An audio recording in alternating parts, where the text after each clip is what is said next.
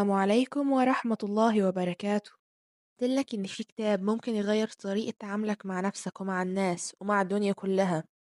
هتصدقني؟ أيوة، الكتاب ده موجود. الكتاب ده اسمه نظرية الفستق. في الفيديو ده هنكشف لكم أهم الأسرار والنصايح اللي جواه، واللي هتخليك تشوف الحياة بمنظور جديد ومختلف تماما. استنوا. كتاب نظرية الفستق بتاع الدكتور فهد عامر الأحمدي ده عامل زي قعدة الحبايب كده، فيها كلام كتير عن ازاي تبقى بني آدم أحسن، وازاي تهتم بنفسك والناس اللي حواليك، وازاي علاقتك تبقى تمام، وازاي تفكر صح وتتعامل مع الناس دي بعقل. الراجل ده بدأ الحكاية بكلمة نظرية الفستق. الكلمة دي معناها يعني انت فاكر اللي في دماغك ده هو الصح وبس، وكل الناس لازم تفكر زيك بالظبط، زي اللي بيموت في الفستق وفاكر الناس كلها بتعشقه زي.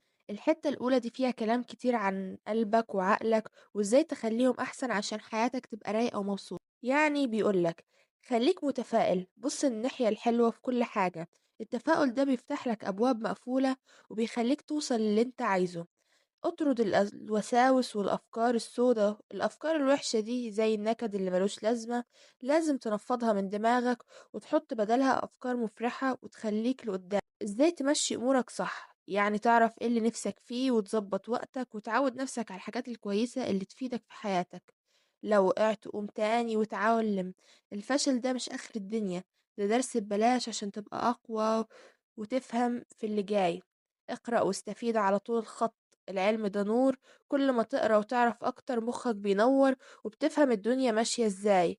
الحاجات الصغيرة بتعمل شغل كبير مع الوقت. ما تستصغرش أي حاجة كويسة بتعملها كل يوم، مع الأيام بتغير حياتك. اسمع للناس بقلبك وعقلك مش بودانك بس لازم تفهم اللي قدامك بيقول ايه علشان تعرف تحاوره وتتكلم معاه صح وتبني معاه علاقات قوية. الجزء التاني من الكتاب بيقولك الحكايات عن الناس وعلاقتك بيهم.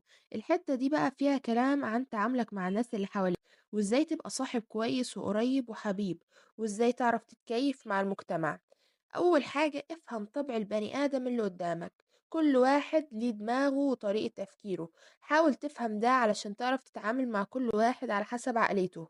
ابني بيوت المحبة. العلاقات الحلوة زي البيت المتين، أساسه الاحترام والثقة والكلام الطيب والسند. اللي ينرفزك عرف له إن في ناس كده بتطلع الواحد عن شعوره. الكتاب ده بيقولك إزاي تهدى وتفكر بعقل وتلاقي حلول من غير خناق ومشاكل. إزاي تخلي الناس تسمع كلامك، مش بالصوت العالي ولا بالعصبية، صدقني، بالكلام الحلو والمنطقي اللي بيدخل الدماغ.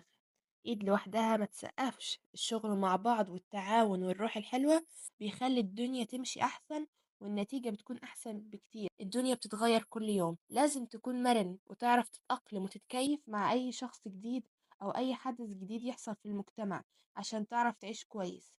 وافتكر دايما ان ليك دور مهم في بلدك، مش تاكل وتشرب وتنام، ولازم يكون ليك بصمة وتشارك في تطوير المجتمع بتاعك.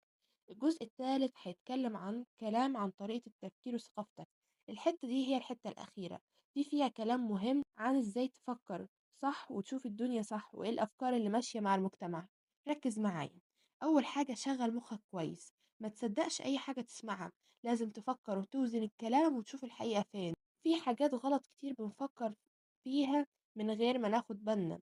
الكتاب ده بيفهمك ايه الأغلاط اللي بنقع فيها وازاي نتجنبها عشان تفكيرنا يبقى صح. كل بلد وليها عاداتها وتقاليدها، الناس مش زي بعض، وكل واحد وليه ثقافته وليه طريقته، لازم تحترم ده وتفهمه. التلفزيون والراديو والسوشيال ميديا ليها تأثير كبير، لازم تعرف ازاي الحاجات دي بتلعب في دماغ الناس وتتعامل معاها بحذر ووعي. اسأل وما تتكسفش وتعلم. طول ما بتسأل وبتدور على المعلومة عقلك بينور وبتفهم الدنيا أكتر. فكر بره الصندوق، ما تتخيلش تفكيرك محبوس في حتة واحدة. حاول تشوف حلول جديدة ومختلفة للمشاكل. الخرافات والأوهام دي بتودي في 60 داهية. خليك عقلاني وما تجريش ورا أي كلام فاضي ملوش أي أساس. بالخلاصة كده والملخص بتاع الكتاب، كتاب نظرية الفستق ده عامل زي الخبير اللي قاعد معاك، بينصحك ازاي تعيش حياة صح ورايقة وبالك هادي وتفكر صح وتتعامل مع الناس بطريقة صحيحة. بيقولك ما تفكرش ان دماغك دي هي اللي بتفهم كل حاجة، حاول تفهم اللي حواليك وتشوف بعيون مختلفة عشان تعرف تعيش مبسوط وناجح. كتاب فيه كلام مهم ومسلي وبيخلي بني آدم أحسن بجد. يا رب، وأمنياتي إن الملخص ده يكون عجبكم ووصل لكم المعنى اللي قصدي أوصله لكم والكتاب اللي قصدي يوصله لكم. أشوفكم في ملخص جديد وفيديو جديد، والسلام عليكم ورحمة الله وبركاته.